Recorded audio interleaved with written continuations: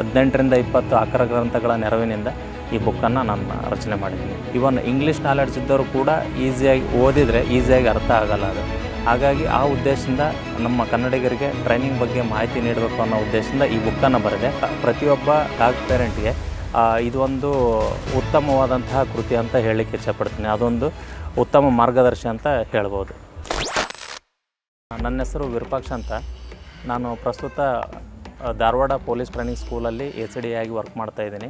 ನಾನು ಈ ಹಿಂದೆ 2008ರಲ್ಲಿ ಪೊಲೀಸ್ ಕಾನ್ಸ್ಟೇಬಲ್ ಆಗಿ ನೇಮಕ ಆದ ನಂತರ 2011ರಲ್ಲಿ ಬಳ್ಳಾರಿ ಜಿಲ್ಲಾ ಪೊಲೀಸ್ ಶ್ವಾನದಳದಲ್ಲಿ ವರ್ಕ್ ಮಾಡ್ತಾಯಿದ್ದೆ.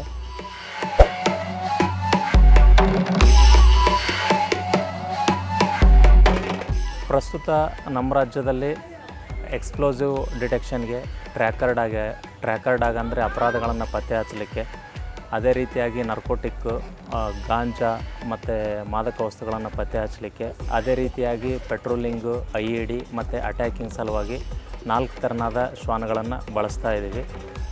ಇವತ್ತು ಅಪರಾಧಗಳ ನಿಯಂತ್ರಣದಲ್ಲಿ ಶ್ವಾನಗಳ ಪಾತ್ರನೂ ಬಹುದೊಡ್ಡದಿದೆ ಅಂತ ಹೇಳ್ಬೋದು.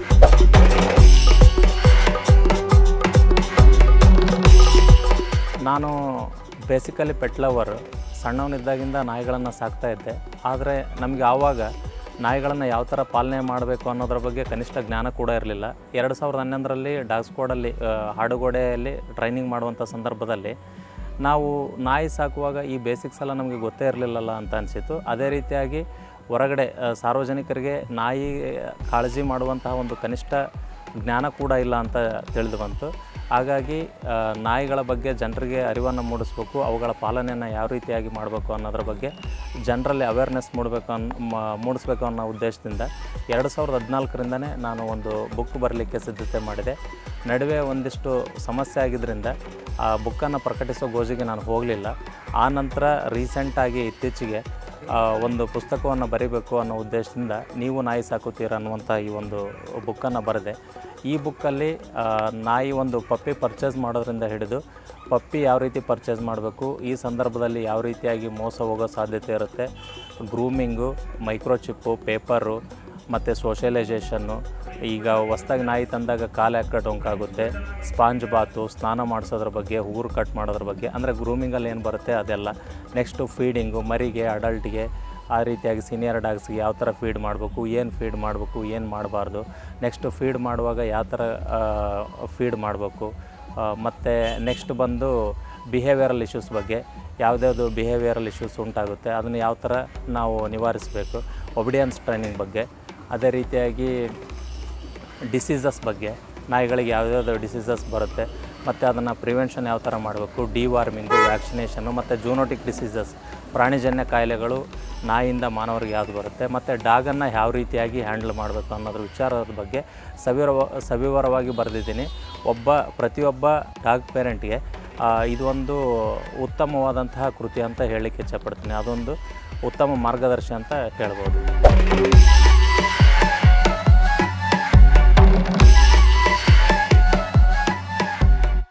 ನಾನು ಆ್ಯಕ್ಚುಲಿ ಈ ಪುಸ್ತಕ ನಾನು ಮುಂಚೆ ಹೇಳಿದೆ ನಿಮಗೆ, ಜನರಿಗೆ ಡಾಗನ್ನು ಯಾವ ಥರ ಕಾಳಜಿ ಮಾಡಬೇಕು, ಯಾವ ಥರ ಟ್ರೈನಿಂಗ್ ಕೊಡಬೇಕು ಅನ್ನೋ ವಿಚಾರವಾಗಿ ತಿಳಿಸ್ಬೇಕಂತ.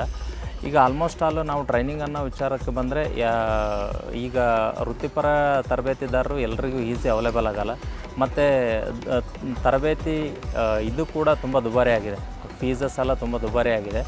ಆಮೇಲೆ ಎಲ್ಲರೂ ಅದನ್ನು ಪಾಲನೆ ಮಾಡಲಿಕ್ಕೆ ಆಗೋದಿಲ್ಲ. ಹಾಗಾಗಿ ಪ್ರತಿಯೊಬ್ಬರಿಗೂ ಕೂಡ ತರಬೇತಿ ಬಗ್ಗೆ ಒಂದು ಅವೇರ್ನೆಸ್ಸನ್ನು ಮೂಡಿಸ್ಬೇಕು. ಆಮೇಲೆ ನಾವೇ ಟ್ರೈನಿಂಗ್ ಪಡಿತೀವಿ ಅಂತಂದ್ರೂ ಕೂಡ 5-10 ದಿನದ ಕೋರ್ಸ್ಗೆ 50,000ದಿಂದ 1 ಲಕ್ಷದವರೆಗೆ ಫೀಸ್ ಇದೆ. ಹಾಗಾಗಿ ಅದು ಆಗೋದಿಲ್ಲ. ಈವನ್ ಇಂಗ್ಲೀಷ್ ಮತ್ತು ಹಿಂದಿಲಿ ನಮಗೆ ಯೂಟ್ಯೂಬಲ್ಲಿ ಮತ್ತು ಗೂಗಲಲ್ಲಿ ತುಂಬ ಮಾಹಿತಿ ಸಿಗುತ್ತೆ.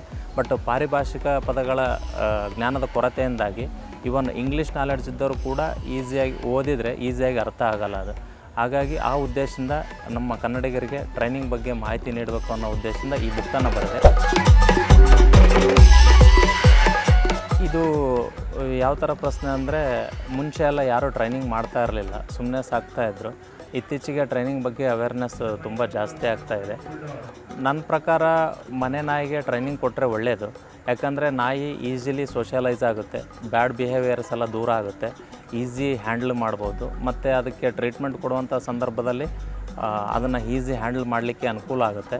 ಮತ್ತು ಡಾಗ್ ಒಂದು ಗ್ರಿಪ್ಪಲ್ಲಿರುತ್ತೆ, ಮನೆಯವ್ರ ಗ್ರಿಪ್ಪಲ್ಲಿರುತ್ತೆ. ಟ್ರೈನಿಂಗ್ ಕೊಡೋದ್ರಿಂದ ಟ್ರೈನಿಂಗ್ ಕೊಡದೇ ಇರತಕ್ಕಂಥ ನಾಯಿಗೆ ಹೋಲಿಸಿದರೆ ಟ್ರೈನಿಂಗ್ ಕೊಟ್ಟ ನಾಯಿ 100 ಪಾಲು ಬೆಟ್ರ್ ಅಂತ ಹೇಳಬಲ್ಲೆ.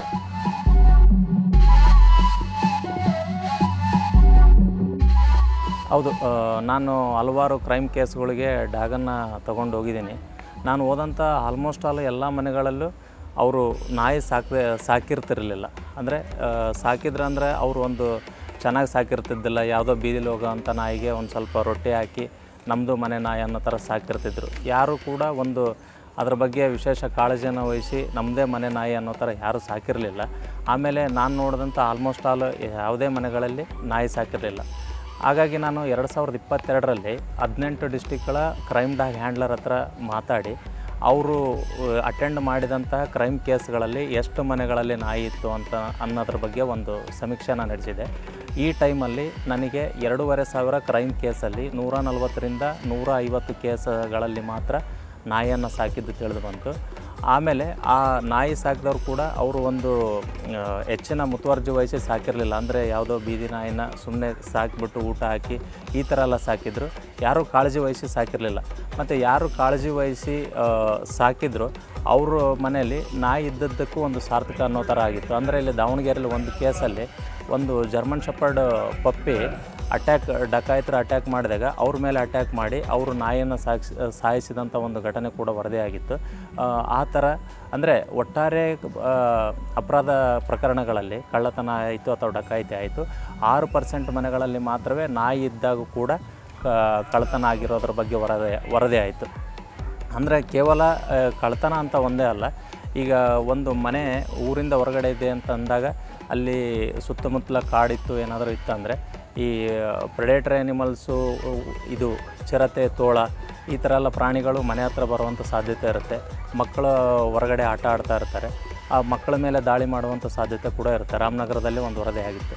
ಒಂದು ನಾಯಿ ಇತ್ತು ಅಂತಂದರೆ ಅಟ್ಲೀಸ್ಟ್ ನಮಗೆ ಅಲರ್ಟನ್ನಾದರೂ ಸೂಚಿಸುತ್ತೆ. ಹಂಗಾಗಿ ಒಂದು ಡಾಗ್ ಇತ್ತಂದರೆ ನಮಗೆ ಸೇಫ್ ಅಂತ ನಾವು ಹೇಳ್ಬೋದು.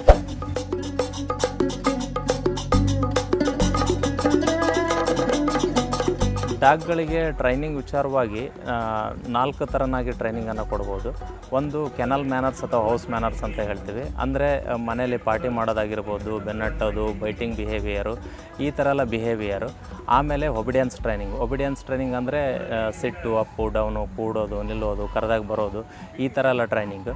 ನೆಕ್ಸ್ಟು ಎಜಿಲಿಟಿ ಟ್ರೈನಿಂಗ್ ಅಂತ ಬರುತ್ತೆ. ಎಜಿಲಿಟಿ ಟ್ರೈನಿಂಗಲ್ಲಿ ಜಂಪ್ ಮಾಡೋದು, ಕ್ರಾವ್ಲಿಂಗ್ ಮಾಡೋದು, ಜಿಗ್ಜಾಗು, ಈ ಥರ ಎಲ್ಲ ಮಾಡೋದು. ನೆಕ್ಸ್ಟು ಪ್ರೊಫೆಷ್ನಲ್ ಟ್ರೈನಿಂಗ್ ಅಂತಂದರೆ ಡಾಗಿಗೆ ಈಗ ನಾವು ನಮ್ಮ ಪೊಲೀಸ್ ಡಾಗಿಗೆ ಟ್ರ್ಯಾಕ್ ಮಾಡೋದನ್ನು ಹೇಳ್ಕೊಡ್ತೀವಿ, ಸ್ನೀಫ್ ಮಾಡೋದನ್ನು ಹೇಳ್ಕೊಡ್ತೀವಿ. ಅದೇ ರೀತಿ ಅಟ್ಯಾಕ್ ಮಾಡೋದಾಗಲಿ, ಮತ್ತು ಸರ್ವಿಸ್ ಡಾಗ್ಸ್ಗಳಿಗೆ ಬ್ಲೈಂಡ್ ಪರ್ಸನ್ಸ್ಗೆ ಹೆಲ್ಪ್ ಮಾಡೋದು, ಈ ಥರ ಎಲ್ಲ ಬರುತ್ತೆ. ಅದು ಪ್ರೊಫೆಷ್ನಲ್ ಟ್ರೈನಿಂಗು. ನಾವೊಂದು ಮನೆ ನಾಯಿ ಅಂತ ಸಾಕಿದ್ದೀವಿ ಅಂತಂದರೆ ಅದಕ್ಕೆ ಕನಿಷ್ಠ ಹೌಸ್ ಮ್ಯಾನರ್ಸು ಮತ್ತು ಒಬಿಡಿಯನ್ಸ್ ಇವೆರಡು ಟ್ರೈನಿಂಗ್ ಆದರೆ ಸಾಕು. ಎಜಿಲಿಟಿ ಮತ್ತು ಪ್ರೊಫೆಷ್ನಲ್ ಟ್ರೈನಿಂಗ್ ಅವಶ್ಯಕತೆ ಇರಲ್ಲ.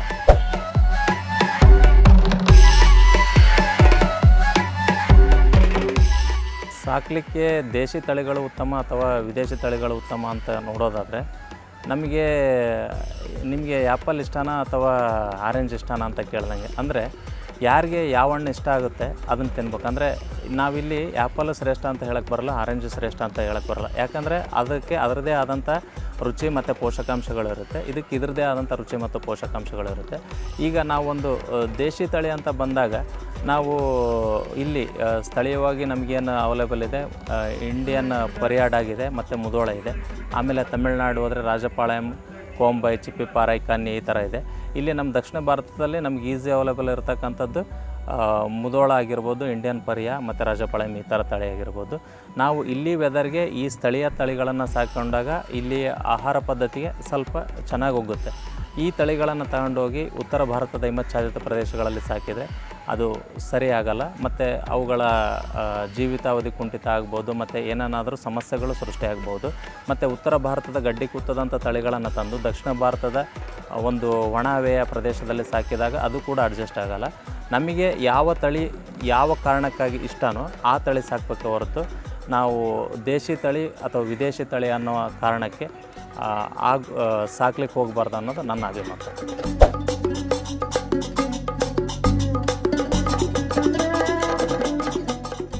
ನನ್ನ ಯೂಟ್ಯೂಬ್ ಚಾನಲ್ ಹೆಸರು ವಿರೂಪಾಕ್ಷ ಬಳ್ಳಾರಿ ಅಂತ.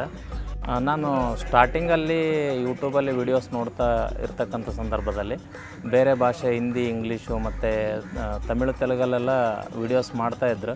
ಬಟ್ ಕನ್ನಡದಲ್ಲಿ ಯಾರೂ ಮಾಡ್ತಾ ಇರಲಿಲ್ಲ. ಆಮೇಲೆ ಡಾಗ್ ಬಗ್ಗೆ ಡೀಟೇಲಾಗಿ ಯಾರೂ ತಿಳಿಸ್ತಾ ಇರಲಿಲ್ಲ. ಆ ಕಾರಣಕ್ಕೆ ಕನ್ನಡಿಗರಿಗೆ ನಾಯಿಗಳ ಕುರಿತಾದಂಥ ಮಾಹಿತಿಯನ್ನು ಕೊಡಬೇಕು ಅನ್ನೋ ಉದ್ದೇಶದಿಂದ ಅದು ಒಂದು ಚಾನಲ್ ಮಾಡಿದೆ. ಅದರಲ್ಲಿ ಡಾಗ್ ಕೇರು ಮತ್ತು ಫ್ಯಾಕ್ಟ್ಸ್ ಬಗ್ಗೆ ಆಗಿರ್ಬೋದು, ಅದರ್ ಪೆಟ್ ಅನಿಮಲ್ಸ್ ಬಗ್ಗೆ ಕೂಡ ಡೀಟೇಲಾಗಿ ಹೇಳ್ತಾ ಬಂದೆ. ಮತ್ತು ಬ್ರೀಡ್ ಸ್ಟ್ಯಾಂಡರ್ಡ್ಸ್ ಬಗ್ಗೆ ಡೀಟೇಲಾಗಿ ಹೇಳಿದ್ದೀನಿ. FCI ಬ್ರೀಡ್ ಸ್ಟ್ಯಾಂಡರ್ಡ್ಸನ್ನು ಇಟ್ಕೊಂಡ್ಬಿಟ್ಟು ಅದರ ಅನ್ವಯ, ಅದರಲ್ಲಿ ಬ್ರೀಡ್ ಸ್ಟ್ಯಾಂಡರ್ಡ್ಸ್ ಯಾವ್ಯಾವ್ದು ಅನ್ವಯ ಆಗುತ್ತೆ ಅದರ ಬಗ್ಗೆ ಎಲ್ಲ ಕೂಲಂಕುಷವಾಗಿ ಓದಿಬಿಟ್ಟು ಅದ್ರ ಬಗ್ಗೆ ಹೇಳಿದ್ದೀನಿ.